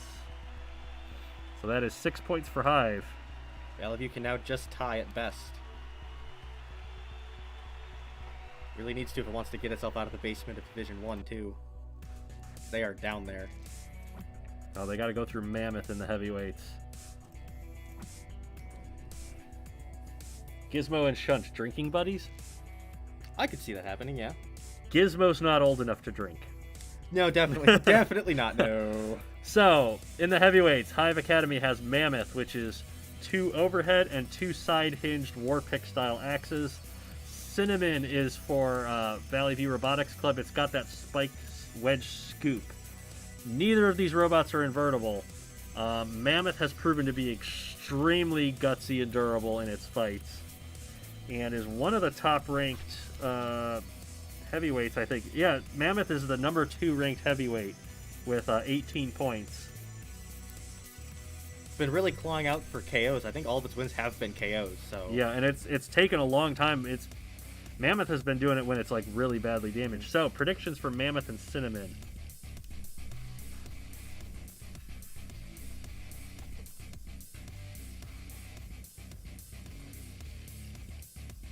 Ooh, a lot of people going for Cinnamon with this one.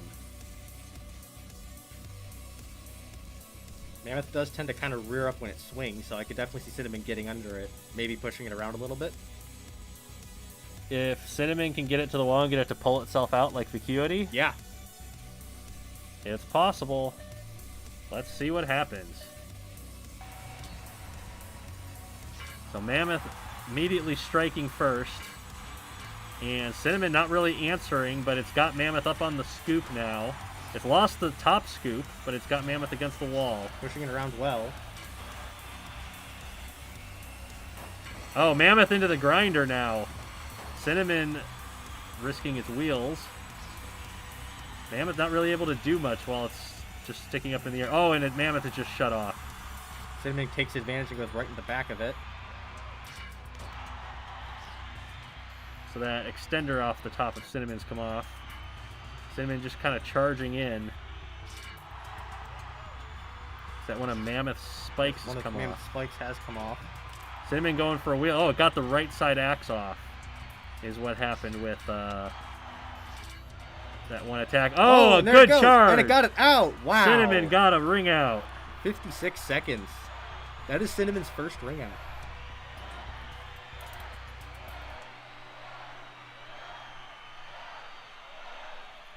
And it did it without that top scoop. Yeah, that's impressive. So Valley View gets 2 points back. They've lost the match now. They can't win. Yeah, they cannot win. They needed 2 knockouts. So Valley View is going to lose the match, but they got the ring out. Take wins when you can get them. Yeah. To be fair, not many robots can beat Mammoth. It's won a lot. So yeah, it's one of the top heavyweights for a reason. So we go to the super heavies to close this match out.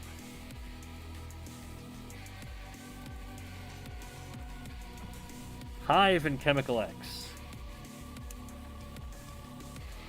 So, Hive is a double-length piston poker. A lot of defensive features on the front and the rear. Not invertible. Chemical X is invertible. It's got 4 side-hinged fire axes and some defensive spikes up front. What do we think, chat? Prediction of Hive and Chemical X. Chemical X does have a very exposed front, as Hygiene proved last week. Hive might be able to get in there, but Chemical X does have the reach to maybe get the pistons off. It could definitely reach around behind the spikes and get those extenders, I feel. We'll see. That's a distinct possibility if Hive doesn't just straight punch right through the front of the chassis. Yeah. A lot of people going with Hive. Powerpuff Girls versus Teen Titans. Yeah, that's what I base both of them on, yeah. Well, let's see who comes out with the win here.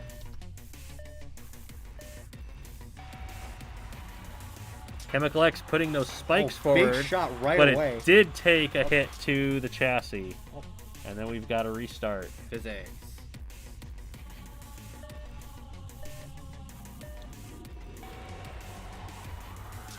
Ooh, Another a big big hit right to the front of the chassis. But it lopped them off. all of the spikes have been lopped off. Except for one up top, and it is hitting the top of Chemical X. Chemical X has lost its top 2 axes now. And now the lower axes are attacking Hive's front armor, but Hive is hitting the top of Chemical X's chassis with that remaining spike. And it's going to get the KO. 26 seconds. 26 seconds, but man, Chemical X almost had that one. Only if it got that top spike, it was in business there. But yeah.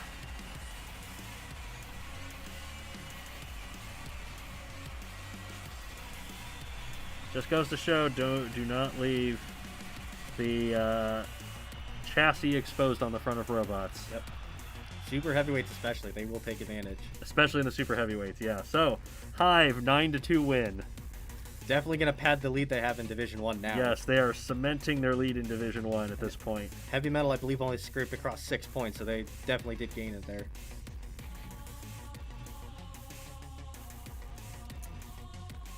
Two matches remaining. And the next one is another numerical order match. Team Smash and Sinister Creations. Two of the big teams in Division 2. What does HIVE stand for? It stands for HIVE. Yes. I don't know. So, Team Smash has Bubblegum in the lightweights. It's a non-invertible rammer with that kind of spike scoop on the front. Sinister Creations has Overheat, a front-hinged flipper. I believe Overheat is... No, it is not one of the top lightweights any longer. It was at the beginning of the season. I believe it does have a 6-3 record, so it has been winning fights. Not quite as damaging or dominant as some of the others have been. What are your predictions, chat? What happens when you overheat Bubblegum? I guess we're about to find out. You get softer Bubblegum.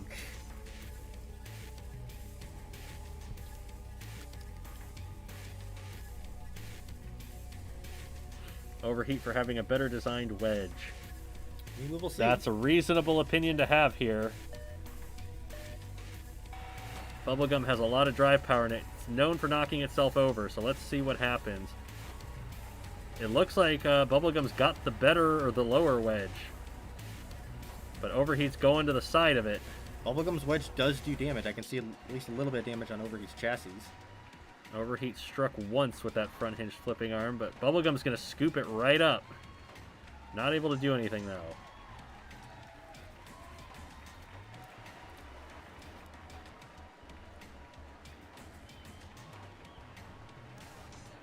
I see a super chat. I'll read that right after this fight. So we see Bubblegum continuing to struggle to get under Overheat and backing itself into the corner. Now Overheat trying to take advantage, but Bubblegum has shuffled Overheat into the corner.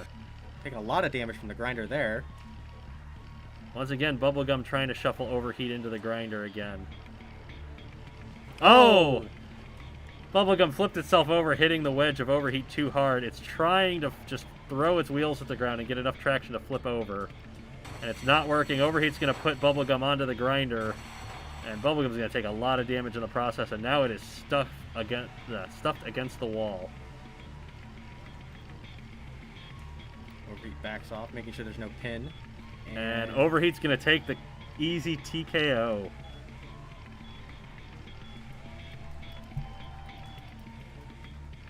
$90 seconds. Right at the midway point of the match. 90-second TKO for Overheat.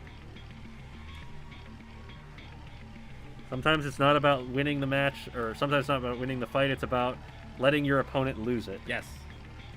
Sometimes they're just too much of a pain to deal with, so just let them lose the fight themselves. All right, super chat from Tamabris with the £5. Thank you once again, Tamabris. Enjoying the stream and cracking open a third beer. Don't drink too many beers. 3 beers is a good number of beers. Yes. Question to Burnout. Your quick thoughts on the upcoming BattleBots season. So you say that. I'm going to get this next fight set up. I haven't entirely looked too closely at some of the robots. I'm mostly just looking forward to really exciting fights. And hopefully nothing going through the Lexan. Oh no, the game crashed. Keep going. Oh. I definitely have my eyes on Axolotl. Really interesting robot, and I can't wait to hear Farouk's puns on it. That's going to be funny. Mesoamerican puns is going to be great. I think we're going to have a really good season. There's a lot of good new coming robots this time. And I don't think we're going to have all of the same... I don't think we're going to have all of the same robots finishing in the top 16 again. I don't think so. I think there's going to be a lot of newcomers in the top 16. So, middleweight time. Team Smash has Planetary Conqueror, an overhead bar spinner with a lot of drive power. Sinister Creations has Cycloid, which is side-hinged Warpick style axes. Cycloid is invertible. Planetary Conqueror is not. Both of these robots are in the top of the middleweight division. Planetary Conqueror is the 5th most destructive Cycloid is the most destructive. But Planetary Conqueror is ranked 3rd in points. Yes. So, predictions for Planetary Conqueror versus Cycloid. I wonder if Cycloid's top ram plates might make a difference here. It might be able to block the spinner with those. That is a good shout, and if it can get to the side and get those wheels. But Planetary Conqueror's got a good wedge and a lot of drive power. Yeah. So, what's the ratio of your bots to Burnout spots? Burnout has, in the league? Yes, I believe it's in the league. In the league, you have one more team than I have. I've won less. One less team than Yes, I have. I've won That's less. correct. So that's only only 4 bots difference. It's pretty much split 50-50. Yeah. So, let's see Planetary Conqueror versus Cycloid.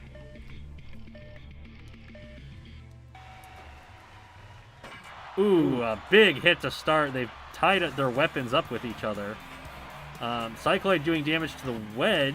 Its spinner is getting stuck on the ram plates too, and the Yes. axes are lower than it. And a wheel come off of Planetary Conqueror already. Look at the damage Cycloid is doing. It's using those ram plates to stop the weapon and just chopping away. Most damaging middleweight for a reason. Planetary Conqueror can't even get away. And that's There's the KO. 29 seconds. That was clinical right there.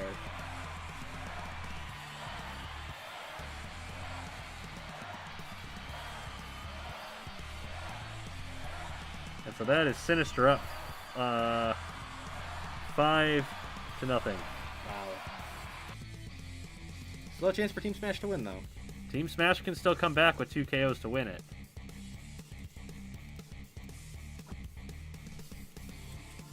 So, heavyweight time. Bioshocker, double vertical spinner, defensive spikes on the corners. Sinister Creations has Omnipresence, a sit and spin flail thwackbot. Omnipresence has lost with dumb AI modes the last 3 few consecutive times. weeks. Bioshocker has a lot of defensive features on those corners too, which is not going to go well for Omnipresence, I don't think. So, predictions in the chat, please. Omnipresence and Surgical Glory have a very similar flail setup, and I believe Surgical Glories did go over those defensive spikes. So I think Bioshocker is going to take a lot of chassis damage here. Bioshocker ranked 4th in points out of the heavyweights. Bioshocker 3rd most destructive. Omnipresence is 4th most destructive. And it's only separated by about 500 points. They're very close. So, this is 2 very evenly matched robots here. The chat is split, but leaning towards Bioshocker. Got the defensive setup for it. It has the defense, and Omnipresence really doesn't have much in defense. It has to be spinning. So, Omnipresence getting up to speed. Mostly glancing off the defensive features, though. I think it's hitting the tip of Bioshocker's weapon. Oh, flails just went flying everywhere. I think those are all off of Omnipresence, too. I think it's just all off of Omnipresence. Bioshocker still looks really balanced. I don't think Bioshocker's lost any weapons.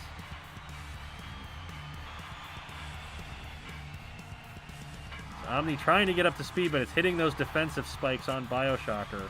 Ooh, kind of got around that. Oh, and Ooh, Bioshocker just drove straight in the grinder and lost the entire right side defensive features. So, it's broken. Physics. It's broken physics. Why you do this? So close. It's those flails, man. It's the axles they come loose.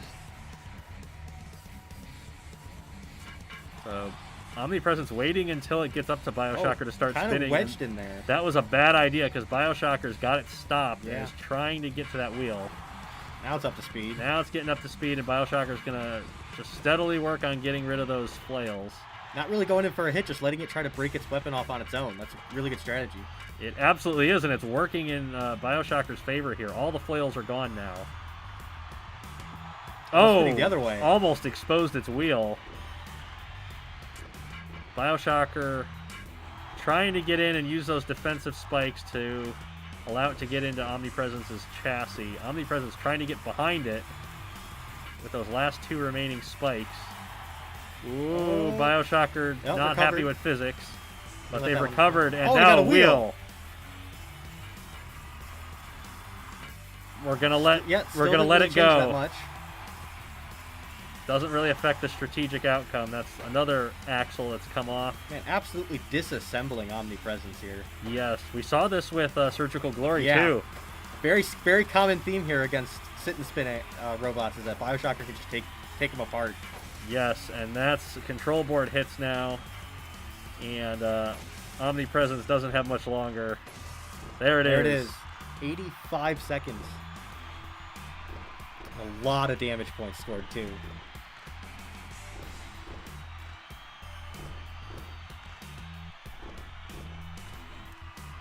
So, Team Smash with 3 points back. They're getting there. It is 5-3, which means A KO wins them the match. a KO wins them the match.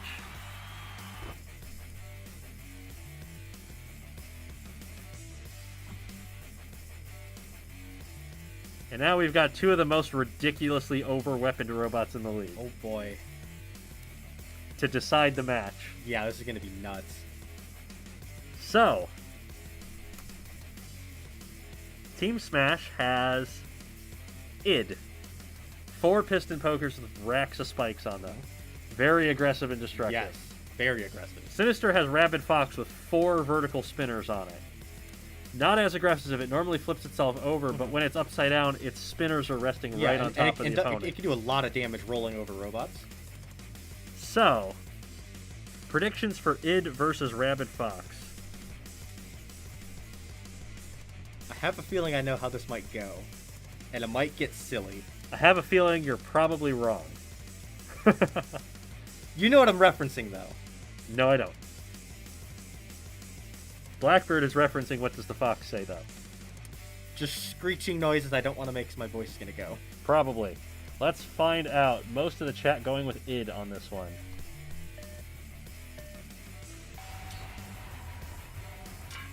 Oh my goodness, what a push! Shoved it all the way back to the wall.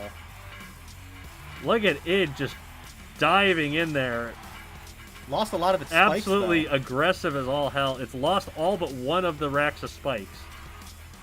But Rabid Fox is stuck on the wall. It's stuck because of its tail. Are you kidding me?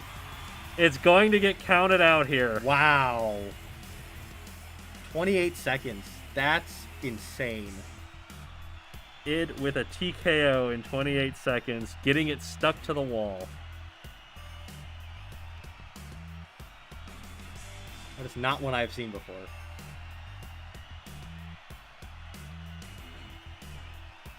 And because it's a TKO, Team Smash tied the match. Nobody wins. It's a draw. I can't blame them, though. Id lost a lot of spikes there. If it was going in there too long, it was going to get KO'd. Yes, So- it lost almost its whole weapon. They needed to go for what they could get. And that means there's a single match remaining. Yes, it does. It is the Robot Rebels from Detroit and the Moscow Mantines. So, Detroit, the Rebels have Overclock in the lightweights. It's a piston poker with its spikes angled down like a wedge. Overclock is the number 3 ranked lightweight. One of the most destructive. Won a lot of fights, too. I think it has the most fight wins out of any lightweight. Possible. I haven't looked. I didn't write it down, but it has third most points, definitely. Hailstorm 4 for the Mantines is a front-hinged flipper. Overclock is invertible, but its weapon has been very vulnerable with those extenders. Yes. And Hailstorm has really been exploiting that on some robots. So, chat, what is your prediction for Overclock and Hailstorm? Robot Rebel Ranch. Yes. Thank you, Justin Cisneros. Yes, Robot Rebel Ranch. Captain Mantine in the chat. Let's see how the Mantines do. A lot of people leaning towards Overclock in this one. The scooped piston does help it deal with wedges, for sure. But it goes right up Hailstorm's Yep. wedge. And Hailstorm is attacking the side of... Yeah, I don't think it's getting any chassis hits in there. It might be getting some minor chassis hits, but Overclock is just kind of chilling out on Hailstorm's wedge and taking little blows at a time with that front hinged flipping spike. Definitely seeing some damage on Overclock now. So Overclock trying to push Hailstorm. Hailstorm just trying to keep it on the wedge and keep attacking it. And Hailstorm once again going to get straight under and start attacking the chassis again. So Hailstorm going with a little bit of damage at a time, while Overclock is stuck on its wedge. But look at the damage that Hailstorm's taking. It's been pushed back into the grinder. That's a KO. That's a KO. Wow, 58 seconds. Okay. So, Hailstorm did a front flip. It did? Overclock had already backed up. Uh-huh. And Hailstorm got back into position before they made contact again, so it did not affect their positioning. Yes, I agree. So we're going to consider that an official fight. It just worked out, yes. It just barely worked out that it did not affect the outcome of the fight, and Hailstorm has gotten a 3-point KO. How many seconds did that take? 58. 58 seconds. Hailstorm is a lot better than people give it credit for. Yeah, it is. It's a really effective wedge and a flipper. It just has some physics issues here and there. And now we move on to the middleweights. So, the Rebels have Dramatic, a vertical spinner that's in the shape of a drum. It's not invertible. The Mantines have OMG, it's Dollar Store Razor, which is an overhead claw and a rear hinged flipper underneath that kind of bites down together. Neither of them invertible. No. What are your predictions in the chat? I think Razor's going to have some trouble getting a bite on the drum because it's going to be spinning the whole time. But Razor's also a really good wedge. Razor is a very good wedge. Dramatic, however, has proven to be a good rotary lifting device. Yes. And so if it hits the claw just right, it could lift the whole of Razor up over the drum. Razor, because he can't have shit in Detroit. I agree, Mott. Okay. Leaning towards Dramatic here. It's got the spinning weapon. We'll see. Let's see what happens between OMG, it's Dollar Store Razor and Dramatic. Razor getting the wedge under and using the claw on Dramatic's Biting weapon. down right on the drum. Oh, it got it over. Dramatic turned itself over with the motor torque for its weapon, and now Dramatic is upside down. And Razor's just going to put it right in the grinder and let it rip its own weapon off. Good strategy. There it goes. There goes the weapon, and Razor's just going to leave it alone. Please behave, physics. That was a convincing 34-second TKO. Oh, there it goes.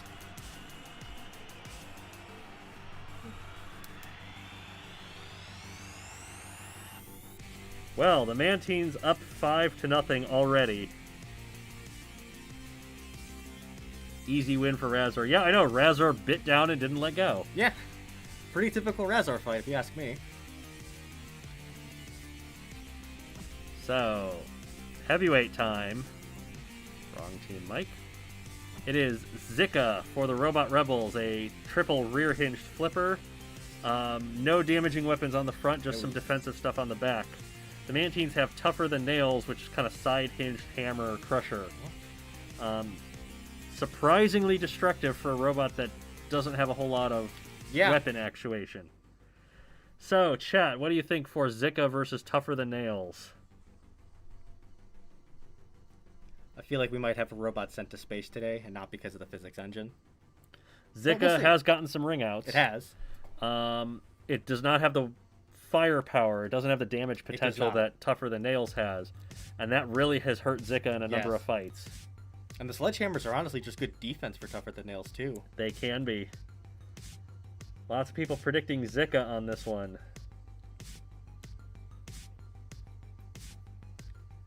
Kind of predicting a JD here. I could actually kind of see that. Judge's decision definitely possible. Somebody predicted Zika's going to lose its flipping arms. We will see. That would lead to a judge's decision, probably. So let's see what happens. Tougher Than Nails got lifted up, but it was almost too wide to just really go straight up. It's now just kind of on top of Zika. Zika's just tossing it around. Oh, it's got the flipping arms up on top of the hammers now. So Tougher Than Nails going to get underneath and push Zika into the wall. Zika's going to try and get free. Self-rights. Defensive features on Zika playing out well and preventing it from taking damage to the rear or the sides. And now it's underneath Tougher Than Nails again. Oh, one of the plows has come off. One of the plows comes straight off the side of Zika. Tougher Than Nails is stuck, pinned on its rear. Oh, it got free briefly. Zika was kind enough to bump into it. It is stuck. The wheels are not moving whatsoever. Really? Wow! How did that happen? I did not know it could not drive off the back like that. That's interesting. That was a 63-second TKO. That is a 63-second TKO. Tougher Than Nails just stuck vertically. And it was not a pin. Zika gave it space to move. Wow.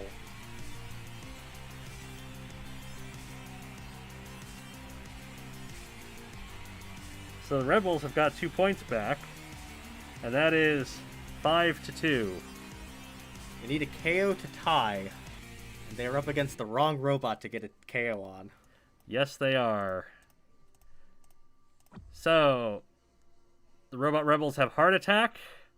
And the Moscow Mantines have Falcon Punch. So, Heart Attack, 6-wheel drive rammer with some wedges and some damaging spikes up top. Falcon Punch, sit and spin, spinner. Both of them are invertible. Heart Attack, sort of half invertible. Only 2 of its wheels touch the ground when it's upside down. I don't think invertibility is going to matter in this fight. Falcon Punch is slow. It could be slow to break a count, especially if it takes damage to its wheels. Yes. So what are your predictions for Heart Attack versus Falcon Punch?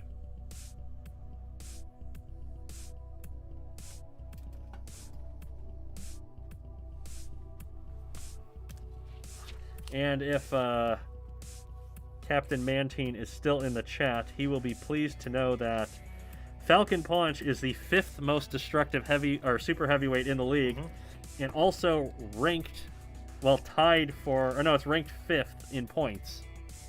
It's been pretty good. So Falcon Punch is decidedly the 5th place super heavyweight here. And it's really only taken one definitive loss, and that was to TekonoAxe, so... Everybody going with Falcon Punch on this one. So let's see if Falcon Punch has what it takes to stop Heart Attack. Final fight of the stream. Heart Attack just going to push it into the wall and hold it there. This is a good strategy because Falcon Punch is slow to break a count. Yes. So if it can hold it here to a count and then back up, it might be able to... No, it's not backing up. It's just pinning it. All right. Falcon Punch's wheels are off the ground, so we're just going to restart now and not wait. Nope. Not worth it. Let's hope that doesn't happen again. Oh, so Heart Attack did not get under Falcon Punch, and now Falcon Punch is getting itself up to speed. It's still kind of getting popped up on the front, though. Oh, there's a good wedge. And pushes Falcon Punch into the grinder. And Falcon Punch not able to get away right away. So Heart Attack's just going to press it into the grinder and the wall. You need to back up to break a pin here. And it does. So it does. Falcon Punch has to break the count, which it does. And Heart Attack's going to put it right back in the grinder. Wow. So Heart Attack taking advantage of pinning as an aggression tactic. And is going to back up to break the pin and leave Falcon Punch to try to break the count, which it does. Has lost a wedge now. Yes, it has. So Heart Attack losing its ability to wedge. Wasting time effectively. Yes. Pinning to just run the clock down. Get to that. Oh, Falcon Punch started spinning. It's broken free of the count. Heart Attack's going to ram in there again and hold it to the wall again. So Heart Attack playing to its strengths here, using its drive power to keep Falcon Punch stopped, and using its aggressiveness to score points with the judges. Need to back up. And this is going to count as a pin here unless Heart Yes, Attack it is. backs up.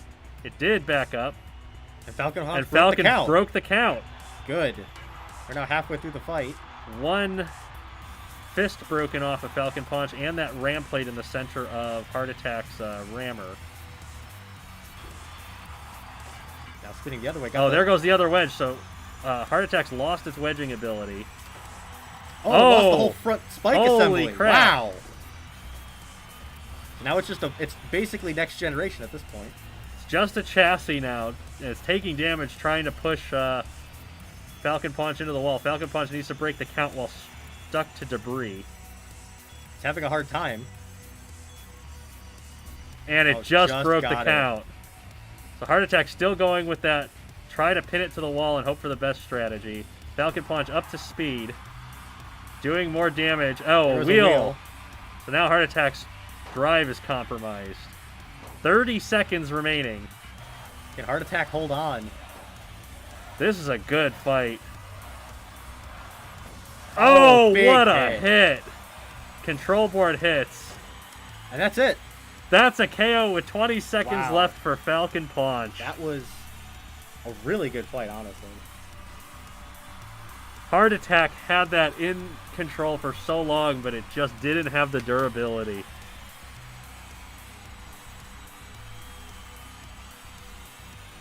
And it kept trying to get Falcon Punch to get KO'd or get TKO'd before it could move out of Yeah. its area. That was a really good strategy That from was. Heart Attack, but not good enough. So, that is an 8-2 win for the Moscow Mantines.